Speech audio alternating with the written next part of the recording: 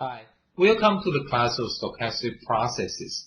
As you have known that stochastic processes to study the behavior of the stochastic system, which is usually represented by a sequence of random variables indexed by time. And conditional probability and expectation is a very useful tool to study the relationship between different random variables. Let's look at the definition of conditional probability and expectation first. So conditional probability is defined as follows. We given y is equal to y, and probability of x is equal to x is defined as this. So the numerator represents the two events x is equal to x, y is equal to y, simultaneously hold. And denominator represent the event y is equal to y holds. Here I always use capital X and y to represent random variables, while little x and y to represent real values. And the conditional distribution function of x given y is equal to little y is defined as follows. So clearly that represents the cumulative probability from negative infinity to little s, conditioned upon y is equal to y. And the conditional expectation is defined as follows. So conditional expectation of x given y is equal to y.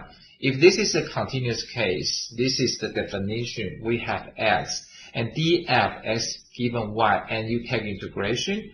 And if this is a discrete case, then we have x and times the conditional probability of x given y. Let me give you an example. So if x1 and x2 are independent binomial random variables with respective parameters x1p and x2p, we want to calculate the conditional probability mass function of x1 given that x1 plus x2 is equal to n. So this is the conditional probability that we would like to calculate. So we just plug in the definition. So the denominator is when x1 plus x2 is equal to n. This event holds. The probability of this event holds. And the numerator is when xy is equal to k and x1 plus x2 is equal to n simultaneously hold. So now we just look at and calculate the probability of the numerator and denominator. And we know that because if x1 and x2 are independent binomial random variables, then the denominator will become binomial random variable n1 plus n2p. So the probability of x1 is equal to n. x1 plus x2 is equal to n. The probability will be like this. C n1 plus n2 choose n times p to the n and q to the n1 plus n2 minus n. And the numerator, the probability of x1 is equal to k is like this. C n1 choose k, p to the k, and q to the n1 minus k. And similarly, probability of x2 is equal to n minus k is equal to this, because x1 and x2 are both binomial random variables. So if we organize equation 1, we know that some of this p and q can be cancelled out here.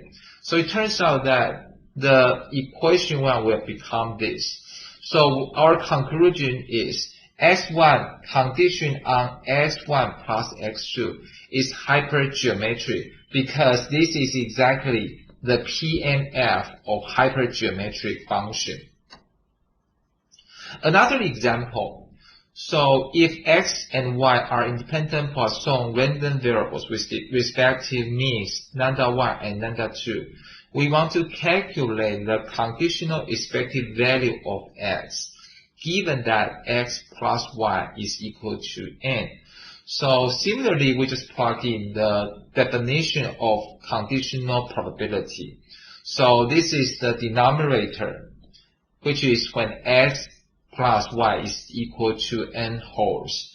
And the numerator is when x is equal to k, as well as x plus y is equal to n whole, both event whole. So we can calculate the probability of the numerator and denominator similarly. So because x and y are independent Poisson random variables, so x plus y is actually Poisson random variables with parameter lambda 1 plus lambda 2. So the denominator will become e to the negative lambda 1 plus lambda 2 and lambda 1 plus lambda 2 to the n divided by n factorial.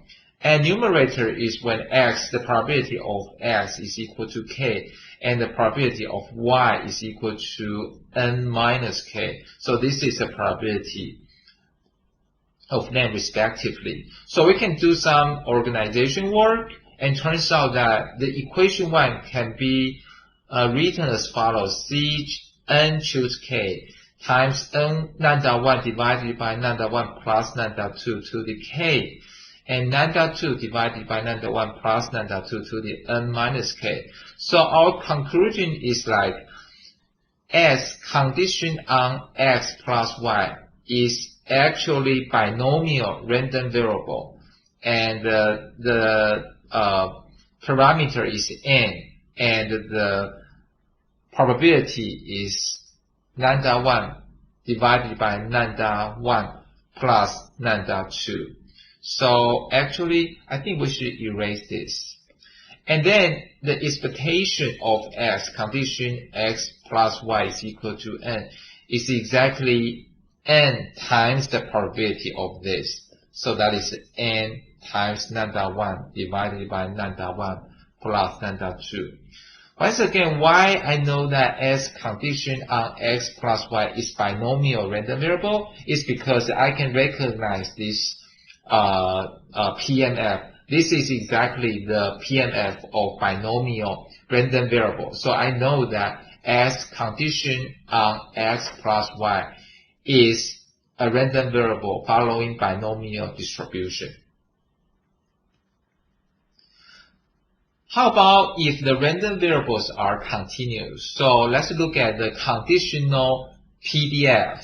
So if x and y are random variables following a certain Pdf f of x, y, and then we know that the definition of x given y is fy of y, and then the numerator is fxy, given that fy of y is greater than 0. But why we want to define the conditional Pdf this way is because we follow the same logic of discrete random variable. So fxy given x condition on y is equal to f of y dy, and the numerator is fxy dx dy. So basically, from the left hand side to the right hand side, we just added dy both on the numerator and denominator. And then fy dy is exactly the probability of y. This is a random variable between y, little y, plus dy and little y. And numerator, when we put it like f of xy dx dy, actually we mean the probability of x, capital X, which is a random variable, is between little x and the x plus dx. And y is between y and y plus dy. So based on this, we know that this is exactly the conditional probability of x between x and x plus dx, given y between little y and the little y plus dy. So that's exactly, this definition is in a similar fashion to the definition of discrete random variables. So that's why we say f of xy, x given y, is to approximate the conditional probability that given y is between little y and y plus dy, and x given x between little x and x plus dx.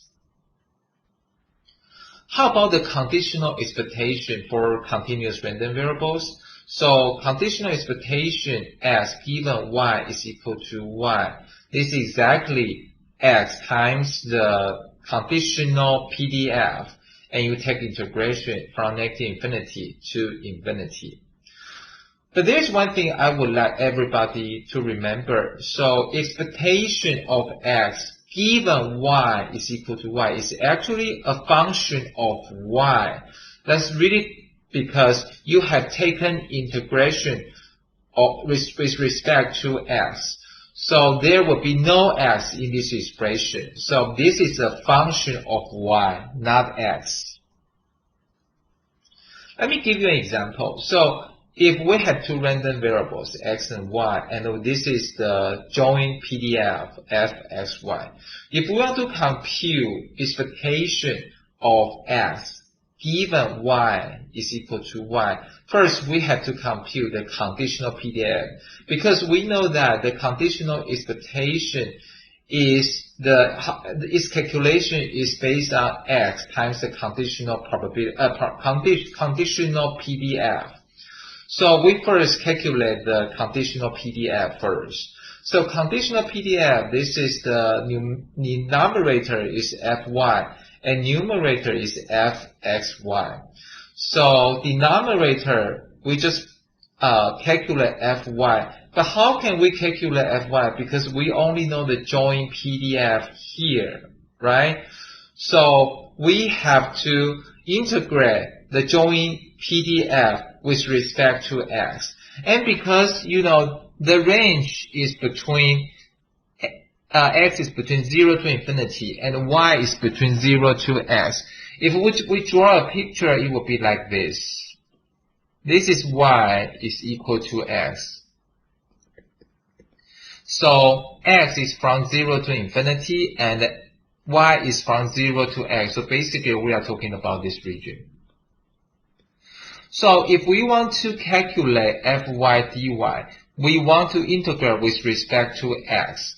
So with respect to x is from, if we take integration, this is from this point, right? And you keep going to infinity. And this point, x is equal to y, right? So you take integration from y to infinity. So this is y to infinity. And you put in the joint Pdf here. And this is the joint Pdf here, right? Okay, so if you do change of variables, you can let u is equal to x minus y. So then you have u and then e to the negative y plus u, and the numerator is the same. So if you organize this equation, it turns out that the conditional Pdf will become x minus y, e to the negative x minus y. And then the expectation of x condition on y is equal to y. And based on the definition, you just put x times the conditional Pdf here, because we have calculated the conditional Pdf is equal to this, right? And then you can take integration because x is greater than or equal to y, right? Based on this. So we know that we can integrate from y to infinity here. So if you do change of variables and then for example, you can let u is equal to x minus y. So x is equal to u plus y here, right? And this is u, and this is e to the negative u, du. Okay, so we can separate that as u squared, and you put it here, and yu here, yu e to the negative u du. And then you can recognize that this is actually eu, the conditional, this is the expectation of u squared when u is exponential with parameter 1. And then this, because this is du, has nothing to do with y, right? So you can move y out of the integration. So this is y times integration u e to the negative u. And you know that this is exactly the expectation of u. So this is y expectation of u. And turns out that this is 2 plus y. So that if we have known that u follows exponential with parameter 1, then e expectation of u squared is actually variance of u plus e squared of u. And we know that if u is exponential random variable with parameter 1, the variance of u is 1, and the expectation of u is 1. So 1 to the square is still 1, right? So 1 plus 1 is equal to 2. And there's one thing I would like you to know, that because we have used this some distributions very extensively, so basically I would ask you to remember the information of mean and the variance of some important distributions, including Bernoulli, binomial, negative binomial, geometric, uniform, Poisson, exponential, and normal. So if you have known the mean and the variance of these random variables, and then you directly know, you can directly put in the mean and the variance when they are needed. Now we compute expectations by conditioning. So this is a technique that we would like to learn because that it helps us to solve many difficult problems. So we know that expectation of x given y is actually a random variable and is actually a function of y. Why is that? Because we know that expectation of x given y, we have taken integration with respect to x. So there's nothing about x left. So it is actually a function of y. So we have property 1. So if we want to calculate the expectation of x, actually we can condition upon random variable y. And then we take expectation with respect to x first. And then we take another expectation with respect to y. Then we go back, pretty much we go back to expectation of x. Why is that true? So we can prove that. Assume without loss of generality. Without loss of generality, we can assume that both x and y are discrete random variables. So the right hand side expectation of x given y, based on the definition, we know that this is exactly the expectation of x given y is equal to y times the probability of y is equal to y. Why is that? Once again, we know this is a random variable and it's a function of y. So that's why we put random variable here. So basically we treat this as a random variable and then we times the probability. And then you take summation here. So we want to show that the expectation of x is exactly the expectation of x given y, which is the right hand side, right? So if we can show this, the star equation, then we are done with the proof. So now we start from the right hand side. So, and we hopefully it can lead to the left hand side. So the right hand side, you take summation of expectation of x given y times probability of y is given, y is equal to y. So based on the definition, we know the expectation of this is equal to x times probability of x given y. And then you continue to have probability of y is equal to y, right? And then here, this conditional probability can be written like this. Okay? And then we can cancel out this probability of y is equal to y. We can cancel out these two. So we are left with this. And then because we can swap the summation, the two summation here, meaning instead of taking summation with respect to x and then y, we take summation with respect to y first and then x.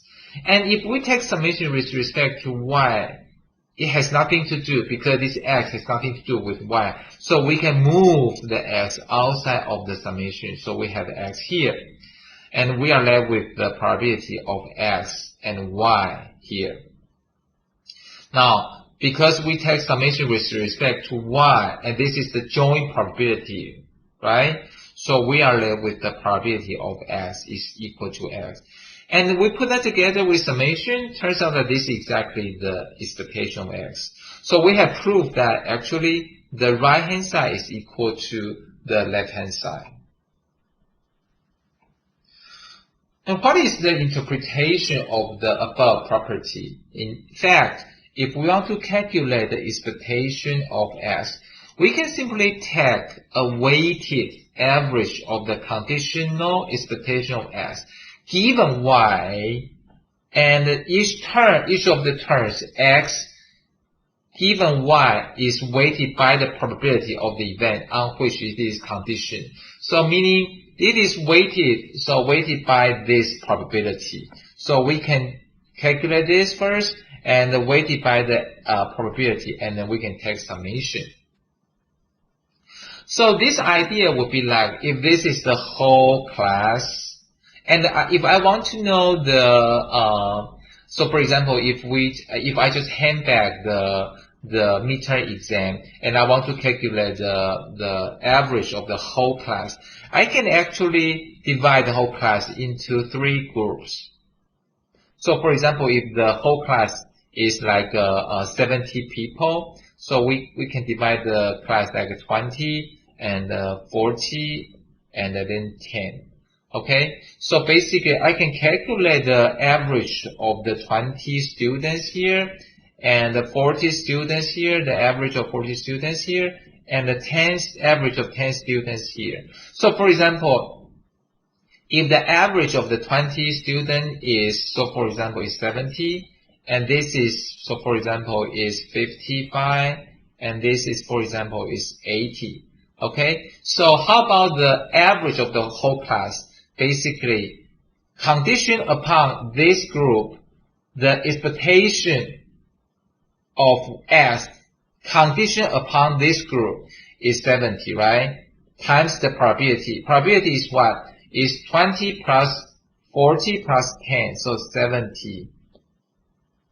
20 over 70 plus 40 times 70 over 40 plus, oh, I'm sorry, this should be 55. Okay, this should be 55. And then 80 times 70 over 10.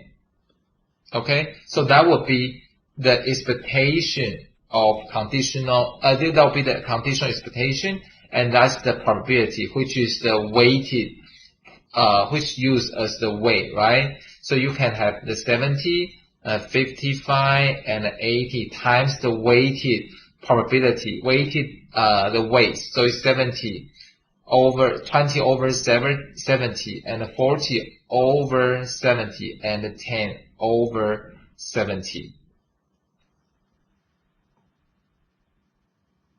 Okay, so let me give you an example. So a miner is trapped in a mine containing 3 doors. So we have 3 doors. And the first door leads to a tunnel that takes him safety after 2 hours of travel. And the second door leads to a tunnel that returns him to the mine after 3 hours of travel. So basically the second door, after 3 hours of travel, you go back to square one. And the third door leads to a tunnel that returns him to the mine after 4 hours. So similarly, it's like after 5 hours. After 5 hours, you return to square one. So assuming that the miner is at all times equally likely to choose any of the doors, what is the expected length of time until the miner reaches safety? So if we let x represent the time until the miner reaches safety, and y represent the door he initially chooses. So the door he initially chooses can be 1 or 2 or 3, right? And with probability 1/3, each is 1/3, right? So there's 1/3 here. Okay, so it turns out we have 1/3 here. Now think about this. If y is equal to 1, that means you take the first door. Okay, if y is equal to 2, that means you take the second door. If y is equal to 3, that means you take the third door. So if you take the first door, what would be the expected time that you can return to safety? That is 2 hours, right? And if you take the second door, it takes 3 hours first, and because you go back to square one, 回到原点, go back to square one. So the time expected to reach safety is expected value of x. And if you take the third door, it takes 5 hours, and then go back to the origin, right? And the expected time that you can return to safety is expected value of x. So based on this equation, we can solve that expected value of x is 10 hours. Another example, independent trials, each of which is a success, with probability p are performed until there are k consecutive successes. What is the mean number of necessary trials? So if we let nk represent the number of necessary trials to obtain k consecutive successes, and then we let mk to represent the expected value of nk. So the expected value of nk, based on the technique we just learned, we can condition upon nk minus 1, and then we take another expectation. So now let's look at this expectation of nk minus 1. Given nk minus 1, the expectation of nk. So if we know that nk minus 1, that means the necessary trials, the trials that is necessary to reach k minus 1 consecutive successes. And then so the expected value of nk is that you at least have nk minus 1 trials. And then because what you really need is k trials, right? So you need one more trial. So you at least, regardless, you need one more trial. So that's one here. And then there is two possibilities. With this one more trial, you can succeed. If you are successful, then 0 trial is needed, right, with probability p. But if you fail, then you go back to the origin because you need k consecutive successes, right? So if you have one failure, everything is just go back to the origin, go back to square one. So if it is a failure, so with probability 1 minus k, the trials you need, the expected value of trials you need will be expected value of nk. So if you take expectation of both sides, and then you have mk, because that's the definition of mk, right? And this, if you take expectation of here, that's mk minus 1. Plus 1, if you take expectation of 1, that's still 1, right? If you take expectation of this, E of nk, then you have mk and 1 minus p here. So you can solve this equation, and that result in mk is equal to 1 over p plus mk minus 1 over p. So because we know that when k is equal to 1, and this is pretty much the geometric distribution with parameter p. So E of n1 is equal to m1, and we know that because we have to remember the mean of some important distributions, for example, geometric distribution, right? And we know that if this is geometric distribution, the expected value is 1 over p. So if we know m1 is equal to 1 over p, we know m2 because you just plug in m2 here, right? m2 is equal to 1 over p plus 1 over p divided by p. So that will be 1 over p squared. So that is here.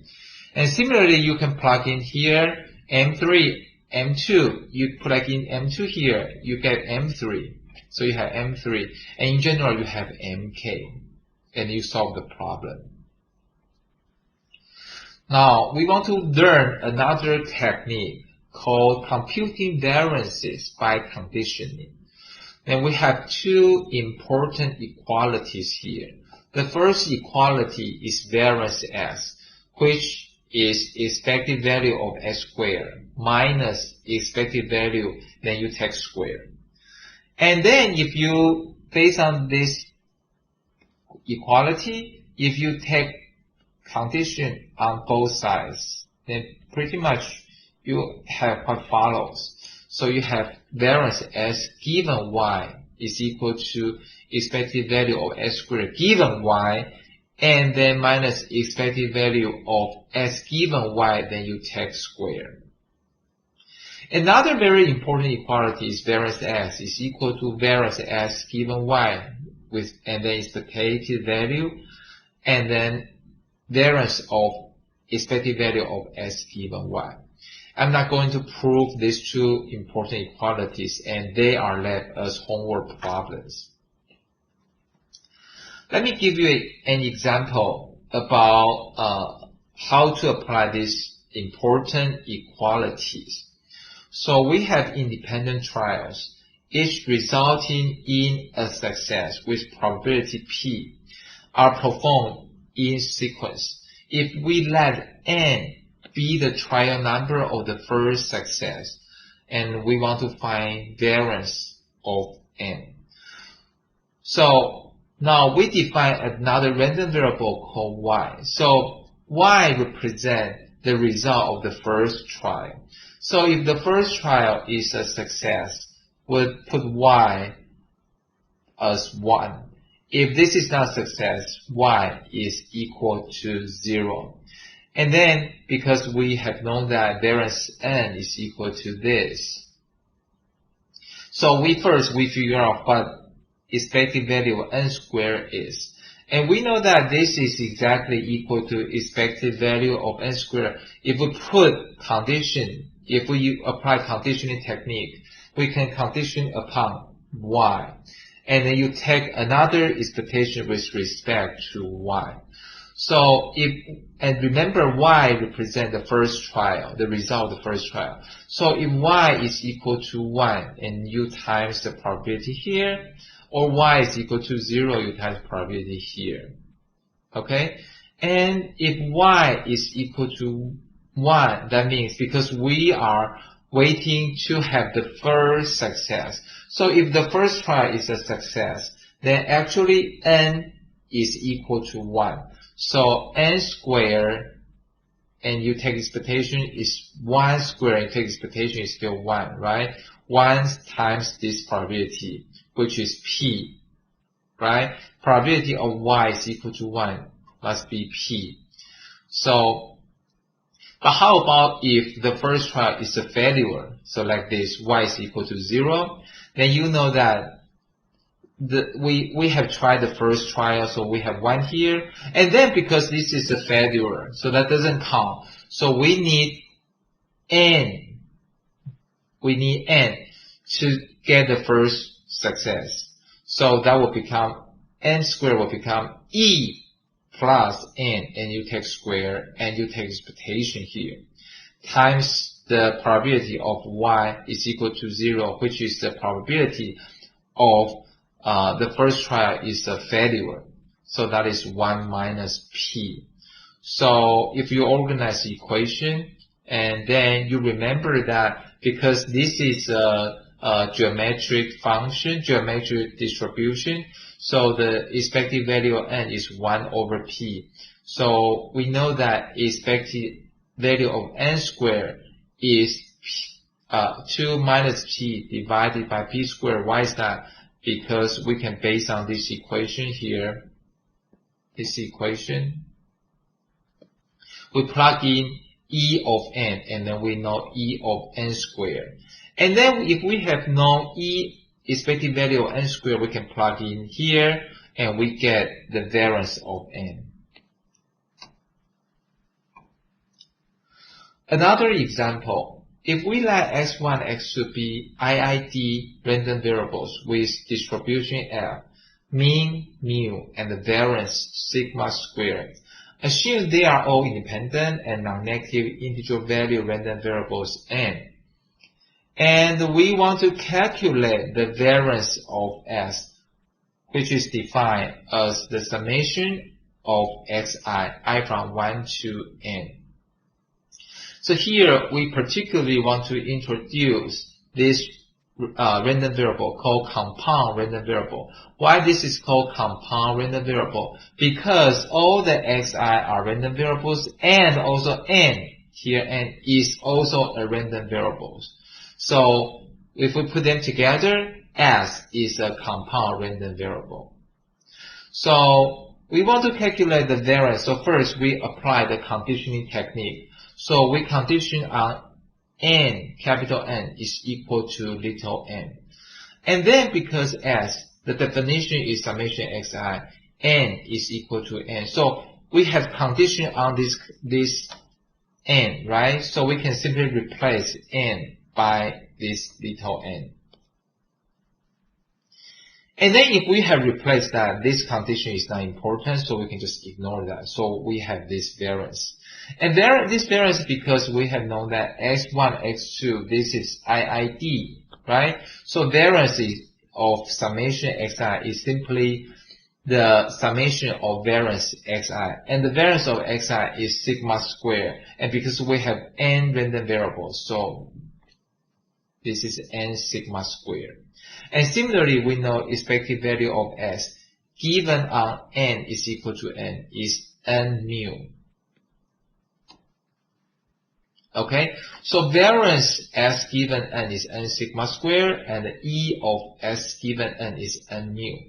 So now, if n is a Poisson random variable, and then we call this as a compound random variable. So here, if we want to calculate variance n, we can simply apply the equality we have there. The variance of S is equal to expected value of variance S given n. So that is expected value of n sigma squared plus variance of E S given n, so which is n mu. So E of n squared, basically this expectation is taken with respect to n. Remember, n is a random variable, but sigma squared is a value. This has nothing random, right? So we can move sigma squared outside of the expectation. So we have this. And similarly, this variance is taken with respect to n, and mu is nothing random, so we can move mu out of the variance. But remember, variance, if you move a constant outside the variance, then you have put it like a mu squared. So it turns out that we have sigma squared times lambda, which is E of n, plus mu squared times variance of n, which is lambda. Remember, because n is a Poisson random variable, so the variance and the mean both are lambda. Okay, so that's the result. Another example, suppose the expected number of accidents per week at an industrial plant is 4. And suppose also that the number of workers injured in each accident are independent random variables. with a common mean of 2. Assume also that the number of workers injured in each accident is independent of number of accidents that occur. What is the expected number of injuries during a week? So we can use capital N to represent the number of accidents and Xi to represent the number injured in the ith accident. So basically, if we want to know the expected number of injuries during a week, we are looking at this quantity, right? Because that's totally we have n accidents, and each accident we have xi injuries. So if we sum up all the possible injuries, the number of possible injuries, we get a total number of injuries during a week. And because n, remember, n is also a random variable, so we could just condition on n, and then we take another expectation. So let's look at the expectation inside here. So this is the expectation, and if we let n, capital N is equal to n, and then just in a similar fashion as the previous example, we could just replace n by little n, and then we can ignore this, right? And then because xi are IID, so if you take summation, well, actually this has nothing to do with IID. Even the xi are not independent, you can still perform this operation. You can move summation outside of the expectation. So because E of xi is like E of x, and because you have n random variables, right? So you have n E of x. And there's one thing that I would like you to know, that actually we assume that xi and n are independent. So later on I'm going to use this assumption. Okay? So we have known that if capital N is equal to n, and this quantity will become this. So how about if we put capital N, this is a random variable here. Based on this logic, we know that we could just use capital N here and times expected value of x. Okay? So then you can take expectation of this. Right? So if you take expectation of this, that will be expectation of NEX. And then because EX is a constant, so you can move outside of expectation. So you have expectation N and expectation of X. And expectation N is the number of accidents, the average number of accidents, that is 4. And the number of injured per accident, its average number of injured per accident is 2. So the result is 4 times 2 is equal to 8.